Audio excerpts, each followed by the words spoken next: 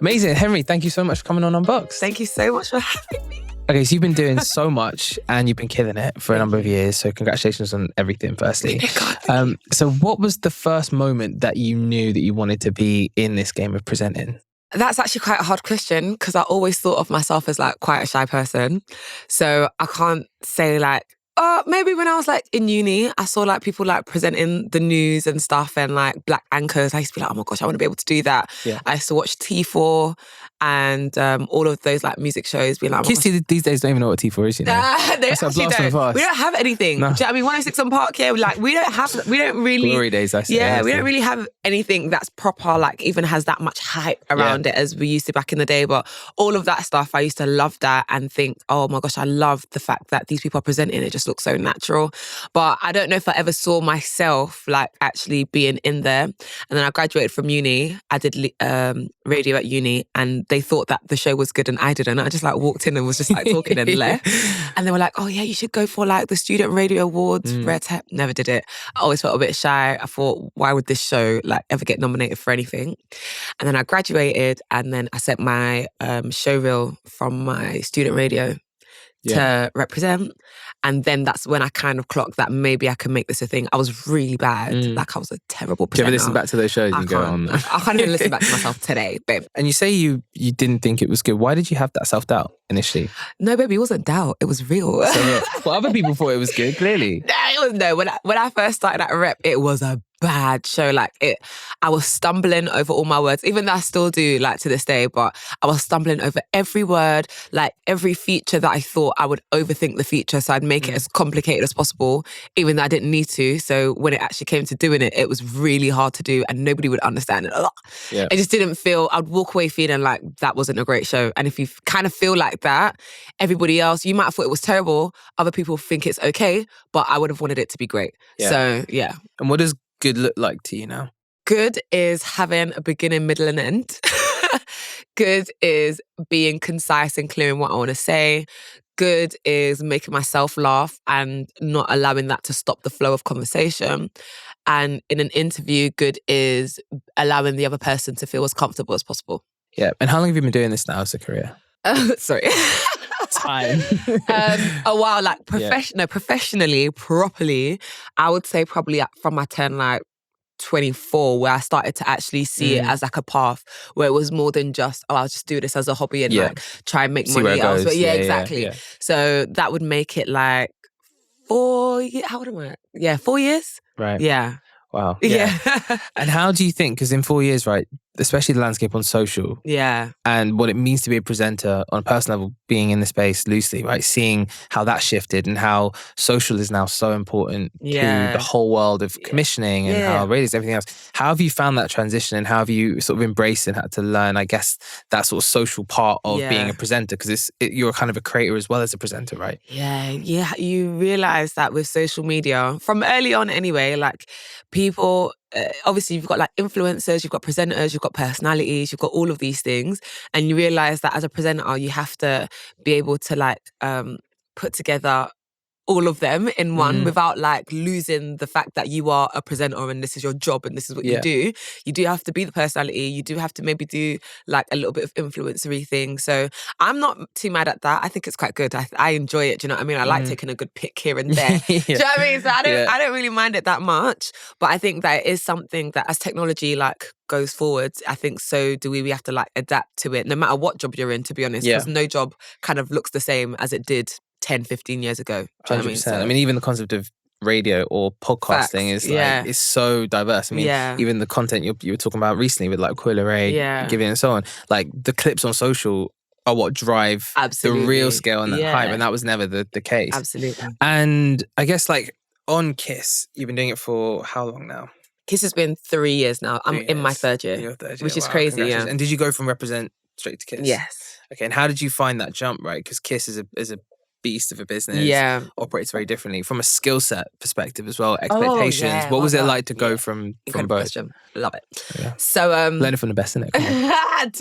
No, it was different. Yeah. Like very, very, very different. At Represent, you kind of do get the freedom to be able to like do like longer links, like create more bigger features. You know what I mean? You get to think outside the box more. And not to say that you can't do that at Kiss, but because it's commercial radio, each link is like is limited to a specific time, and you're doing more reads and you're doing more, and that's so different. But I love the fact that it's different because then it takes me out of my comfort zone. Do you know what I mean? So if you're an upcoming presenter and you want to be someone wants to be on radio, right? Yeah. What would be those steps that you'd say to kind of learn those skills? Because I'd imagine actually going into it with those skills are quite important, right? And how do you do that whilst also having a great personality, being able to say what you want and be free, you know, be someone who people can like, whilst also being able to hone these skills because they are two different Do you know things. what? As you say it, I don't even realise that it's something that I'm doing altogether at once anyway. It would be like telling a story to your friend, but you lot know that you don't have the whole day. Like, you know that you want to get to the punchline because you know you want your friend to laugh. So that's kind of how you have to think about radio. You're actually just speaking to your friend, even though it's just you and a mic. Yeah. You have to realise that somebody's listening to this and they're also waiting for the music. So you have to like kind of round it up quite quickly, but get to your point. Do you know what I mean? And make it make sense as well. That's another thing that I'm still learning. And when was it that you launched, moving on slightly, HTK Productions? Wait, that was... Is your area changing? Obviously, as a format, which was amazing, right? And when did you launch that, and why do you move into actually creating your own entity? I launched HTK Productions off of the back of Is Your Area Changing? And Is Your Area Changing just came about because I'd graduated maybe like a year or two after graduating. I just realised that, I'd be going through Peckham during the day and coming back at night, and it's two different demographics, it's two different, everything is different about it. It was almost like cinematic in a way. And I was like, oh my gosh, this should be caught on camera. But then I realised that nobody else is going to do it. So let me just like... Why would no one else do it? Because it hadn't been done already. And gentrification is nothing new. Do you get it? So it's not like, I didn't, and I couldn't even see anybody else doing it because, I don't know, not for any like specific reason. I just couldn't, it just hadn't been done before. And the way in which gentrification was going, I was like, if somebody was going to do it, they probably would have done it by now from There's a Costa in Peckham. Do you know what, do you know what I mean? Not that it new. Do you get it? Yeah, but there's new things. And it's constantly evolving and it's constantly changing. And now you can party in Peckham and now you can like go clubbing in Peckham, like just things that you just couldn't do before. So I was like, I really want to document this and I really want this to be a thing. I know that it's going to be mad different and I know that this isn't what people my age are like really doing, but I would love to be able to show people what gentrification is like through my own lens, which is like, funny, but also not that funny either. And so once we made Is Your Area Changing? And we'd like gone through the 3 different boroughs, it was like, all right, cool, like how am I now going to put this out? And I just, at that time... You self-funded, shot it all yourself? Like I had a bit of help from my management, but it was literally like a very much in-house thing. Like there was no big channels or anything, but we thought, okay, cool, could we go there? So could we like sell this to somebody or like make this a thing that happened, like put it on TV, put it on it.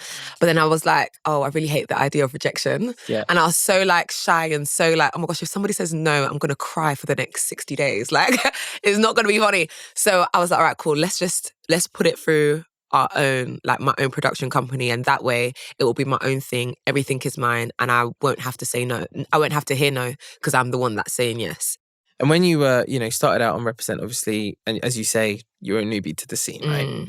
How did going out there and actually setting up a production company, working with the management team to produce, going out filming, producing, presenting, everything, doing all of those jobs, how did that kind of level up your skill set as a creator and a creative more generally?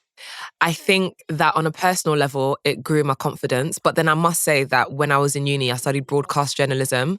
So I was kind You had the blueprint a little bit. I was kind of doing some of these things already. But obviously to do it in Leeds and to do it in London with the sparse, do you know what I mean? With the differences in demographics is crazy. I think, it built up a lot of confidence. Amazing. And then, okay, let's jump to Spotify. Yes. Who We Be, which is obviously an incredible show, and I feel like it was a bit of a landmark and turning point for like the whole scene. Really, like, I remember when it came out, I was like, okay, Spotify taking the scene seriously. You know? What was it like to set that show up and be a part of that kind of that whole journey? And what's it like to work with Spotify on something which I think again culturally was so significant? It was incredible, even getting the call to do it, because before me and Harry, it was Semtex. So it was like big boots. Obviously, Semtex has been in this for ages, do you know what I mean? Like OG. So it was big boots to fill, but it felt incredible. Even like on our first day, like we felt like, all right, cool, this is like the start of something like new and exciting. And do you know what I mean? We get to reach our demographic and we get to like talk to the people that we listen to their music every day. So it was cool, it was fun. And working with Spotify, even in that respect as well, I think that might have been my first time working with a major brand, actually, like a major brand proper. Like that. I think that sometimes when people think about like brands, they think it's such like, oh my gosh, massive. And of course, like I understand, because that's how I used to think about it as well. Like, oh my days, I can't believe I'm doing this. And sometimes you do get like that pinch me moment, but then you realize that as you're doing the job and you're sat down and you're doing it, that this is just very normal. Do you know what I mean? Everybody's a normal person. Everyone's a normal person. Nobody's, do you know what I mean? So as time went on, it felt normal. It just felt like, all right, cool, we're coming to work and this is just like what we have to do. And it, like you said, it felt like a turning point in the culture as well, especially where music was concerned. Because we basically, especially in the UK scene, spoke to everybody. Yeah. And that for me is like a highlight of the whole thing. And on that show, obviously, as you say, you spoke to feels like literally everyone. Literally everyone. Who did you speak to who really stood out to you as like, okay, that was the best conversation or one of the best conversations that you maybe have had in your career? Oh, that's a good question. I think when I spoke to Kalani, that was really, really, really good. Especially because, I don't know, she just felt like so laid back and just so, and it was me by myself. Oh, really? So that was nerve-wracking, first of all. But then, I don't know, just as she sat down and as we got to talking, it just felt easy. Do you know what I mean? So Kalani was great, and kind of, I got to know a bit more about her as well. So that was really good. Who else? Idris Elba, that was a day. So with the Idris Elba interview, we'd had now gone round the whole of London, because I think it was International Women's either day or month at the time. And we were going around London giving Black women their flowers. So we'd gone to see Little Sims, Diane Abbott, Abbott, Keisha from the Sugar Babes, and maybe that was it, maybe there was somebody else. Oh, Miss Jocelyn. So we'd now given all of them their flowers, and that had taken us from the morning until night. So Harry and I had like an hour of sleep. Like, bear in mind, we'd woken up mad early. So we had like an hour power nap, woke up, Idris comes in, pitch black in the night, and we just see this guy in like his long coat. Like, yo, how's it going, Idris? Walk through. And we're just like, all right, cool, we can do this. And as we started talking to him, oh my gosh, like he just had so much to say about his heritage, about music, about his work, about his life, it was actually just a great conversation, and just knowing like how it all came about with, do you know what I mean, the whole day. Yeah. That was really, really good. Question then that I've got, just speaking, you do so much, right? How do you juggle it all? I was speaking about this yesterday, actually, like, but I got asked the question of, oh, you're a presenter and you're a DJ as well. Like, how do you make sure one doesn't like take priority, I guess, over the other? And I think that, I don't know, I love them both. I was a presenter first and foremost anyway, before I learned to DJ. But really and truly, all of it is performing. Yeah. Do you know what I mean? So if I love performing, then I'll have to just make sure by force and fire that nothing slips through the cracks. Do you get it? So I think that's it. Just the willingness to, by God's grace, not fail. And what still keeps you motivated? Oh, because I love the job. I really love the job that I do. In the beginning, I was like, bruv, I would do this for free because I love it so much. Do you know what I mean? I love presenting, I love DJing, I love music, I love speaking to people. And the motivation also comes from the fact that I can't see myself doing any other job. So if it wasn't for this, I'd actually just be unemployed. So I need to pay the bills somehow. Yeah. And you get to love what you do. Yeah, 100%. 100%. And what other things do you look at and you go, I would love to try that? Are there any other things, any other areas where you're like, you know what, it's a little secret thing, but that'd be really cool. I don't think I'm ever going to like get there, but I'd like the idea of producing music makes me smile. Really? Absolutely. Interesting. I think once you DJ, like the natural progression for a lot of DJs is to actually produce music. I would love to be able to sit down, maybe make a drill beat. Yeah. Or a pop song, actually. No, I love me a bit of Britney, so it would be a pop song. Drill can be your retirement when you get older. Absolutely. So tell us about Untold Stories as well, because I love that show and what you did with that. Tell us about how that came about and why you made that. So I was nominated one year, crazily, for the Days of 100, which is just... Congratulations. Thank you. Insane. Nominated. For those who don't know, what is the Days 100? The Days 100 is a grant that Days, the platform and magazine, they give to a couple of people every single year. And it's like a whole bunch of money that they give to you to produce whatever you want to produce. And then from there, I was like one of a couple people around the world that won a bunch of money from it. And from that, I wanted to do Untold Stories, which is something I kind of always wanted to do anyway. And this is like the more serious side, serious side, I guess, of Henrie and like the kind of things that I like and like seeing on screen. So Untold Stories was just I think it was like a couple of different topics. I know parenting was one, probably like relationships and all different kinds, maybe friendships, I can't remember, but like a load of different topics. And then just to get a couple of people just to tell random stories within those topics. Yeah. And they could be super sad, they could be really exciting, they could be anything, but I just wanted to hear a story that somebody somewhere could identify with.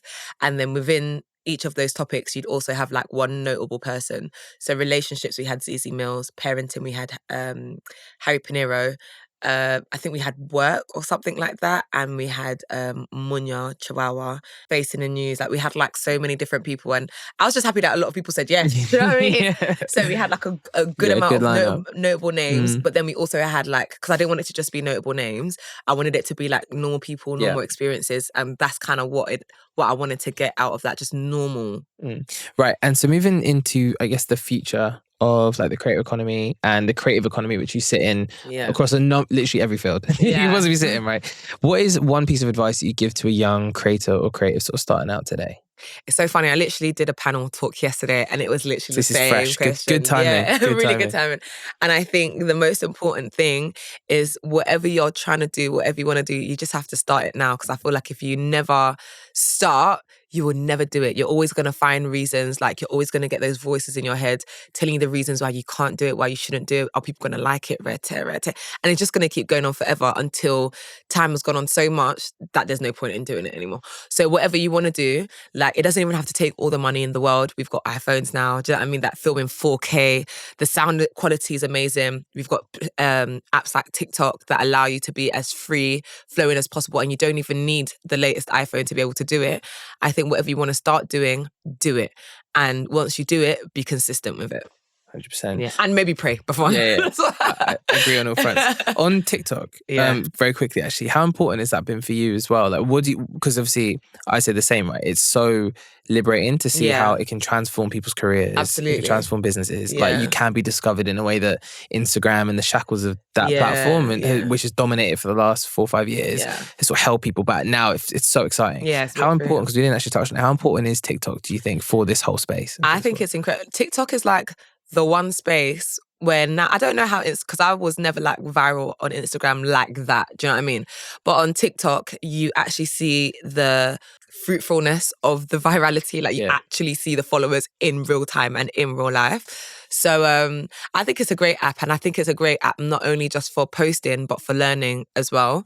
So I don't even have to be in the makeup space, but I'm now seeing how to do like my contour, everything. Do you know what I mean? Look like a bad babe every single day. Of course, thank you, TikTok. I think it's actually great for that, because not only are you just in it for yourself, like you're actually in it to directly, I don't know, engage with other people's content. So it doesn't just feel like it's just you and this is my stuff and I'm going. You are actually engaging with other people as well. So I think it is quite important. Completely agree. Finally, this question stumps every single person who comes on it for some reason, even though it's a simple question, but who is the creator that you're loving at the minute? Oh, that is a really, really good question. A creator that I'm loving at the moment, I think has to be Facing the News. She's great, man. She's incredible. And I think it's because she's not bound to any type of time frame, any type of, do you know what I mean? There's actually nothing limiting that girl, where with the rest of us, you can actually see, oh, we've got a contract, like we've got to do this. You're toeing the we've line got to some degree or another. Do you know what I mean? Like, she is really just out here, will think of something, will create it, bang. And even if we don't see her again in like 3 months, you know that she's storing up more. Do you know what I mean? Because she's actually not bound to anything. And I love that freeness, and I love Yeah, I love the freeness of it. And I love the fact that it doesn't actually matter. She will always make people laugh. And that is something that not a lot of people have. Sis will always make people laugh. Straight bangers every time. Always, and I love that. And I love that. Amazing. Yeah. That is all. Henrie, thank you so much for coming on. God bless you. Thank you so much for having me. It was a great time.